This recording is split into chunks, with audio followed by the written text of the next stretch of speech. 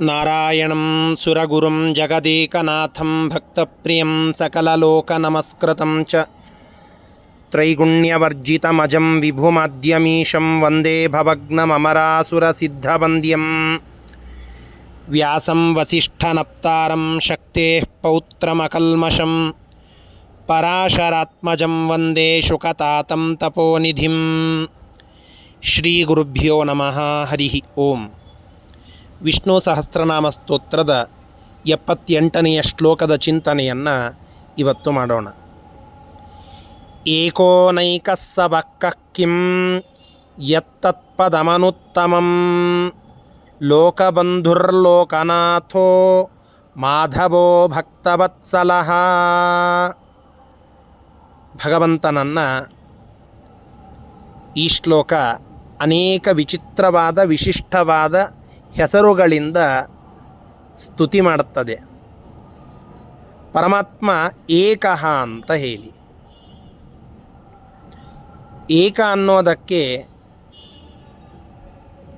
ಅಮರಕೋಶ ಹೇಳುತ್ತದೆ ಏಕೇ ಮುಖ್ಯಾನ್ಯ ಕೇವಲ ಅಂತ ಹೇಳಿ. ಏಕ ಅನ್ನುವುದಕ್ಕೆ ಮುಖ್ಯ ಅಂತ ಅರ್ಥ ಇದೆ. ಕೇವಲ ಅವನೊಬ್ಬನೇ ಅನ್ನುವುದಕ್ಕೂ ಒಂದು ಅರ್ಥ, ಮುಖ್ಯವಾಗಿ ಅನ್ನುವ ಅರ್ಥವು ಮುಖ್ಯಾನ್ಯ ಕೇವಲ, ಈ ಎರಡು ಮೂರು ಅರ್ಥಗಳನ್ನು ಕೋಶ ಏಕ ಅನ್ನುವ ಶಬ್ದಕ್ಕೆ ತಿಳಿಸಿಕೊಡುತ್ತದೆ. ಏಕ ಅನ್ನೋದಕ್ಕೆ ಪ್ರಧಾನ ಅಥವಾ ಮುಖ್ಯ ಅಂತ ಅರ್ಥವನ್ನು ತೆಗೆದುಕೊಂಡ್ರೆ, ಏಕಃ ಪ್ರಧಾನಃ ಅಸಮಾನೋ ಜಗದ್ಭಿನ್ನೋ ಅಸಹಾಯಃ ಪ್ರಥಮಃ ಕೇವಲ. ಏಕ ಅನ್ನೋದಕ್ಕೆ ಪ್ರಧಾನ ಅಂತ ಅರ್ಥ ತೆಗೆದುಕೊಂಡಾಗ ತ್ವಮೇವ ಕಾರಯಿತಾ ನಾನ್ಯೋಸ್ತಿ ಎನ್ನುವ ಮಾತಿನಂತೆ ಭಗವಂತನೇ ಪ್ರಧಾನ. ಏಕ ಅನ್ನೋದಕ್ಕೆ ಮುಖ್ಯ ಮತ್ತು ಕೇವಲ, ಅವನೇ ಮುಖ್ಯವಾಗಿ, ಭಗವಂತನೇ ಮುಖ್ಯವಾಗಿ ಜಗತ್ತಿನ ಸೃಷ್ಟಿಯನ್ನು ಮಾಡಿದ್ದು ಅನ್ನುವುದಕ್ಕಾಗಿ ಪರಮಾತ್ಮನನ್ನು ಏಕ ಅಂತ ಕರೀತಾರೆ.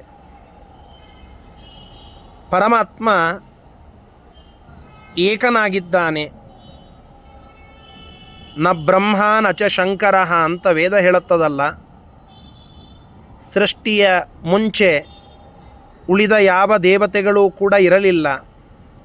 ಪರಮಾತ್ಮನೊಬ್ಬನೇ ಇದ್ದ, ಅವನೊಬ್ಬನೇ ಇರುವಂತಹದ್ದು. ಒಬ್ಬನೇ ಅನ್ನುವ ಅರ್ಥದಲ್ಲಿ ಏಕಃ ಅದು ಭಗವಂತನನ್ನು ತಿಳಿಸಿಕೊಡುತ್ತದೆ. ಆದ್ದರಿಂದಲೂ ಭಗವಂತ ಒಬ್ಬ. ಸಂಪೂರ್ಣ ಬ್ರಹ್ಮಾಂಡವನ್ನೇ ವ್ಯಾಪಿಸಿದ ಭಗವಂತನ ರೂಪ ಅದು ಒಂದು, ಅದೇ ಅನಂತವಾಗಿ ತೋರುತ್ತದೆ.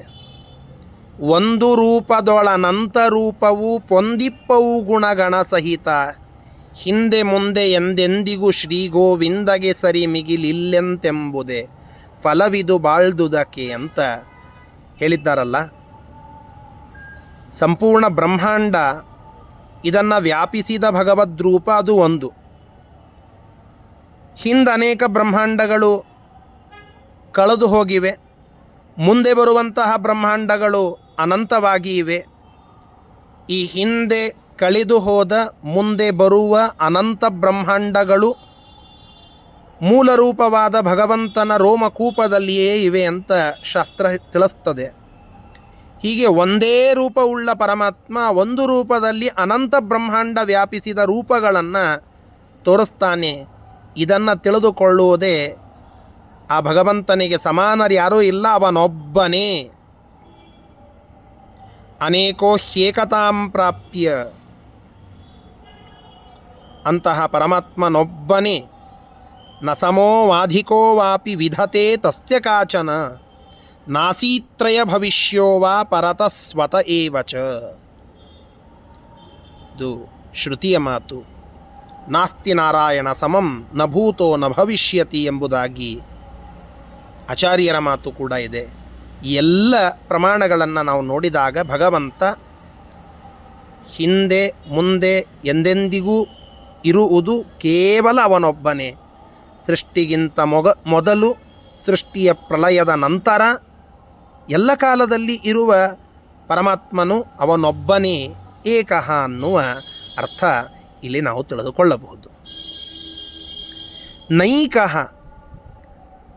ಪರಮಾತ್ಮ ಒಂದು ರೂಪದೊಳು ಅನಂತ ರೂಪವನ್ನು ತೋರಿಸ್ತಾನೆ. ತಾನು ಮೂಲ ರೂಪದಿಂದ ಪರಮಾತ್ಮನೊಬ್ಬನೇ, ಅವನೇ ಮತ್ಸ್ಯಕೂರ್ಮ ವರಾಹ ಇತ್ಯಾದಿ ಅನೇಕ ರೂಪಗಳನ್ನು ತೆಗೆದುಕೊಂಡು ತಾನು ಭಕ್ತರನ್ನು ಉದ್ಧಾರ ಮಾಡಲಿಕ್ಕೆ ಅವತಾರ ಮಾಡಿದ್ದಾನೆ. ಆದ್ದರಿಂದ ನ ಏಕಃ, ಒಬ್ಬನೇ ಅಲ್ಲ, ಅನಂತ ರೂಪಗಳನ್ನು ಉಳ್ಳವನು ಪರಮಾತ್ಮ. ಅಂತಹ ಭಗವಂತ ನೈಕಃ ಅಂತ ಅನ್ನಿಸಿಕೊಳ್ಳುತ್ತಾನೆ. ಸವಃ, ವಾ ಗತಿ ಗಂಧನಯೋಹೋ ಅನ್ನುವಂತಹ ಧಾತು, ವಾ ಅನ್ನೋದು ಜ್ಞಾನ ಅನ್ನುವ ಅರ್ಥವನ್ನು ಸೂಚನೆ ಮಾಡುತ್ತದೆ. ಹೀಗಾಗಿ ಸವಃ ಅಂತಂದರೆ ಜ್ಞಾನ ಸಮೇತನಾದಂಥವನು, ಜ್ಞಾನರೂಪನಾದಂಥವನು, ಸಚ್ಚಿತ್ ಆನಂದ ರೂಪವಾದಂತಹ ಭಗವಂತ ಜ್ಞಾನಸ್ವರೂಪನಾಗಿದ್ದಾನೆ ಆ ಪರಮಾತ್ಮ. ಆದ್ದರಿಂದ ಸವಃ, ಜ್ಞಾನಸ್ವರೂಪನು, ಆದ್ದರಿಂದ ಭಗವಂತನನ್ನು ಸವಃ ಅಂತ ಕರೀತಾರೆ. ಕಹ, ಇದು ಏಕಾಕ್ಷರ, ಒಂದೇ ಶಬ್ದ. ಕ ಅನ್ನುವುದಕ್ಕೆ ನೀರು ಅಂತ ಅರ್ಥ ಇದೆ, ಕ ಅನ್ನುವುದಕ್ಕೆ ಬ್ರಹ್ಮದೇವರು ಅಂತ ಅರ್ಥ ಇದೆ, ಕ ಅನ್ನೋದಕ್ಕೆ ಸೂರ್ಯ ಅಂತ ಅರ್ಥ ಉಂಟು. ಹೀಗೆ ಅನೇಕ ಕ ಶಬ್ದದಿಂದ ಅರ್ಥವನ್ನು ನಾವು ತಿಳಿದುಕೊಳ್ಳಬಹುದು. ಇಲ್ಲಿ ಸತ್ಯಸಂಧ ತೀರ್ಥ ಶ್ರೀಪಾದಂಗಳವರು ಅರ್ಥವನ್ನು ಮಾಡುವಾಗ ಹೇಳುತ್ತಾರೆ, ಕ ಇತಿ ರೂಪಂ ದೀಪ್ತಃ ಅಂತ. ಸೂರ್ಯ ಅಂತ ತೆಗೆದುಕೊಂಡ್ರೆ ದೇದೀಪ್ಯನಾದಂತಹ ಸೂರ್ಯ ಅವನು ಕಹ, ಭಗವಂತ ನಾರಾಯಣ ಸೂರ್ಯಮಂಡಲ ಮಧ್ಯವರ್ತಿಯಾಗಿ ಇದ್ದಾನೆ. ತಿರುಮಲದ ಬ್ರಹ್ಮೋತ್ಸವದಲ್ಲಿ ಇವತ್ತು 7ನೆಯ ದಿನ. ಅನೇಕ ವಾಹನಗಳಲ್ಲಿ ಮೆರೆದು ಬರುವ ಭಗವಂತ 7ನೆಯ ದಿನ ವಿಶೇಷವಾಗಿ ಸೂರ್ಯಪ್ರಭಾ ವಾಹನದಲ್ಲಿ ಬರ್ತಾನೆ. ಧ್ಯೇಯಸ್ಸದ ಸವಿತ್ರ ಮಂಡಲ ಮಧ್ಯವರ್ತಿ ನಾರಾಯಣ ಸರಸಿಜಾಸನ ಸನ್ನಿವಿಷ್ಟ ಅಂತ ನಾವೇನು ನಿತ್ಯದಲ್ಲಿ ಗಾಯತ್ರಿ ನಾರಾಯಣನ ಸ್ಮರಣೆಯನ್ನು ಮಾಡುತ್ತೇವಲ್ಲ, ಧ್ಯಾನವನ್ನು, ಆ ಪರಮಾತ್ಮ ಶ್ರೀನಿವಾಸನೇ ಆ ರೂಪವನ್ನು ತೆಗೆದುಕೊಂಡು ಸೂರ್ಯಪ್ರಭಾ ವಾಹನದಲ್ಲಿ ಮೆರೆದು ಬರುವಂತಹದ್ದನ್ನು ತಿರುಮಲದ ಬ್ರಹ್ಮೋತ್ಸವದಲ್ಲಿ ಕಂಡುಕೊಳ್ಳಬಹುದು. ಅಂತಹ ಭಗವಂತ ಕಹ, ಆ ಎಲ್ಲ ಸೂರ್ಯರ ಪ್ರಭೆಯನ್ನು ಮೀರಿಸುವ, ಕಾಂತಿ ಕಂಗೊಳಿಸುವ ಪರಮಾತ್ಮ ಅವನು ಕಹ ಅಂತನ್ನುವ ಏಕಾಕ್ಷರದಿಂದ ವಾಚ್ಯನಾಗಿದ್ದಾನೆ. ಕಿಂ, ಕಿಂ ಅನ್ನೋದಕ್ಕೆ ಸರ್ವವೇದ ವಿಚಾರ ವಿಷಯ ಅಂತ ಸತ್ಯಸಂಧ ತೀರ್ಥ ಶ್ರೀಪಾದಂಗಳವರು ಅರ್ಥವನ್ನು ತಿಳಿಸ್ತಾರೆ. ಸಕಲ ವೇದಗಳಲ್ಲಿ ತಿಳಿಸುವಂತಹ ಎಲ್ಲ ವಿಚಾರಗಳಿಗೆ ವಿಷಯನಾದಂಥವನು, ವಿಷಯೀಭೂತನಾದಂಥವನು, ಎಲ್ಲ ತತ್ವಗಳಲ್ಲಿ ಪ್ರತಿಪಾದ್ಯನಾದಂಥವನು ಅದು ಪರಮಾತ್ಮ. ಆದ್ದರಿಂದ ಭಗವಂತ ಕಿಂ ಅಂತ ಅನ್ನಿಸಿಕೊಳ್ಳುತ್ತಾನೆ.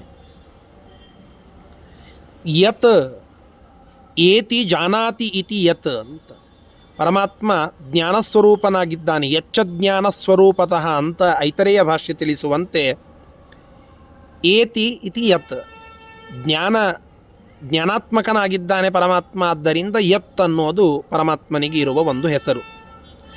ತತ್, ತತ್ವ ಅಂತ ಶಬ್ದ ಕೇಳುತ್ತೇವಲ್ಲ, ತತ್ಸದಿತಿ ಅಂತ ಕೇಳುತ್ತೇವಲ್ಲ, ಹಾಗೆ ತತ್ ಇದು ಪರಮಾತ್ಮನ ಒಂದು ಹೆಸರು. ತತ್ ಪರೋಕ್ಷಂ ವಸ್ತು ತತ್ ಶಬ್ದವಾಚ್ಯಂ ಹರಿರಸ್ತು ಪ್ರತ್ಯಕ್ಷಾದ್ಯ ವೇದ್ಯತ್ವೇನ ಮುಖ್ಯತೋ ವೇದೈಕ ಗಮ್ಯತ್ವಾತ್ವಾ ಗುಣೈ ತತ್. ಸತ್ಯಸಂಧ ತೀರ್ಥರು ತಿಳಿಸುವಾಗ ತತ್ ಅನ್ನೋದು ಒಂದು ವಸ್ತು. ಭಗವಂತ ಕೇವಲ ಶಬ್ದವಾಚ್ಯನಲ್ಲ, ಅಂದರೆ ವಸ್ತು ಪ್ರತ್ಯಕ್ಷ ಇತ್ಯಾದಿಗಳಿಂದ ತಿಳಿದು ಬರುವಂಥವನಲ್ಲ, ಪ್ರತ್ಯಕ್ಷಾದಿಗಳಿಂದ ಅವೇದ್ಯ, ಮುಖ್ಯವಾಗಿ ವೇದೈಕ ಗಮ್ಯ ಭಗವಂತ, ಸದಾಗಮೈಕ ವಿಜ್ಞೇಯ. ಆದ್ದರಿಂದ ತತ್ ಅನ್ನೋದು ಸದಾಗಮೈಕ ವಿಜ್ಞೇಯನಾದ ಪರಮಾತ್ಮನನ್ನು ಸೂಚಿಸುವ ಶಬ್ದ. ಪ್ರತ್ಯಕ್ಷ ಇತ್ಯಾದಿಗಳಿಂದ ವೇದ್ಯನಲ್ಲ, ಆಗಮೈಕ ವೇದ್ಯ ಭಗವಂತ ಅನ್ನುವುದನ್ನು ಸೂಚನೆ ಮಾಡಲಿಕ್ಕೆ ತತ್ ಅನ್ನುವ ಶಬ್ದವನ್ನು ಹೇಳುತ್ತಾರೆ. ಆ ಭಗವಂತ ತತ್ತಾಗಿದ್ದಾನೆ. ಪದಂ ಪದ್ಯತೆ ಗಮ್ಯತೆ ಇತಿ ಪದಂ. ಯಾರನ್ನ ಜ್ಞಾನಿಗಳು ಗಮ್ಯ ಅಂತ ಇಟ್ಟುಕೊಂಡಿದ್ದಾರೋ, ತಮ್ಮ ತಪಸ್ಸಿನಿಂದ ತಮ್ಮ ಸಾಧನಗಳಿಂದ ಪರಮಾತ್ಮನನ್ನು ಪಡಿತಾರೋ ಅಂತಹ ಅವರ ಪಡೆಯುವಿಕೆಗೆ ವಿಷಯನಾದ ಭಗವಂತ ಪದಂ ಅಂತ ಅನ್ನಿಸಿಕೊಳ್ಳುತ್ತಾನೆ. ಅನುತ್ತಮಂ ನ ವಿದ್ಯತೆ ಉತ್ತಮಂ ಯಸ್ಮಾತ್ ತದನುತ್ತಮಂ. ಯಾರಿಗೆ ಉತ್ತಮ ಮತ್ತೊಬ್ಬರಿಲ್ಲವೋ, ಇವನಿಗಿಂತ ಉತ್ತಮ ಅಂತ ಮತ್ತೊಬ್ಬರು ಯಾರು ಇಲ್ಲವೋ ಅಂಥವನ್ನು ಅನುತ್ತಮಂ ಅಂತ ಕರೀತಾರೆ. ಲೋಕಬಂಧು, ಇಡೀ ಜಗತ್ತಿಗೆ ಭಗವಂತ ಬಂಧುವಾಗಿದ್ದಾನೆ. ಪರಮಾತ್ಮ ನಾಥ, ನಾವ್ಯಾರೂ ಅನಾಥರಲ್ಲ, ಯಾಕೆಂದರೆ ಭಗವಂತ ನಮ್ಮೆಲ್ಲರಿಗೆ ನಾಥ. ಆದ್ದರಿಂದ ಲೋಕನಾಥ, ಲೋಕಾನಾಂ ನಾಥ ಲೋಕನಾಥ ಅಂತ ನಾವಿಲ್ಲಿ ತಿಳಿದುಕೊಳ್ಳಬೇಕು. ಲೋಕ ಅನ್ನೋದಕ್ಕೆ ಜನರು ಅಂತ ಅರ್ಥ. ಜನರಿಗೆಲ್ಲ ಒಡೆಯ. ನಮ್ಮ ಒಡೆಯ ಒಬ್ಬ ರಾಜನಲ್ಲ, ಒಬ್ಬ ಪ್ರಧಾನಮಂತ್ರಿ ಅಲ್ಲ, ಒಬ್ಬ ಮುಖ್ಯಮಂತ್ರಿ ಅಲ್ಲ. ನಮ್ಮೆಲ್ಲ ಜೀವರಾಶಿಗಳಿಗೆ, ಇಡೀ ಜೀವ ಸಂಕುಲಕ್ಕೆ ಒಡೆಯ ಅದು ಭಗವಂತ ಲೋಕನಾಥ. ಮಾಧವ, ಮಾ ಅನ್ನೋದು ಲಕ್ಷ್ಮೀದೇವಿಯ ಹೆಸರು. ಧವ ಅಂದರೆ ಒಡೆಯ ಅಂತ, ಪತಿ ಅಂತ. ಲಕ್ಷ್ಮೀದೇವಿಯ ಪತಿ, ಲಕ್ಷ್ಮೀಪತಿಯಾದಂತಹ ಪರಮಾತ್ಮ ಮಾಧವ ಅಂತ ಅನ್ನಿಸಿಕೊಳ್ಳುತ್ತಾನೆ. ಭಕ್ತವತ್ಸಲ, ಭಕ್ತರಿಗೆ ಕರುವಿನ ಮೇಲೆ ಹೇಗೆ ಒಂದು ಆಕಳು, ಹಸು ತನ್ನ ಕರುವಿನ ಮೇಲೆ ಹೇಗೆ ಪ್ರೀತಿಯನ್ನು ತೋರಿಸ್ತದೆ, ಹಾಗೆ ತನ್ನ ಮಕ್ಕಳು ಅಂತ ಹೇಳಿ ಭಕ್ತರ ಮೇಲೆ ಪ್ರೀತಿಯನ್ನು ತೋರಿಸುವವನು, ಆ ವಾತ್ಸಲ್ಯವನ್ನು ತೋರಿಸುವವನು ಪರಮಾತ್ಮ ಭಕ್ತವತ್ಸಲ. ಭಕ್ತಾಃ ಏವ ವತ್ಸಾಃ ತಾನ್ ಲಾತಿ.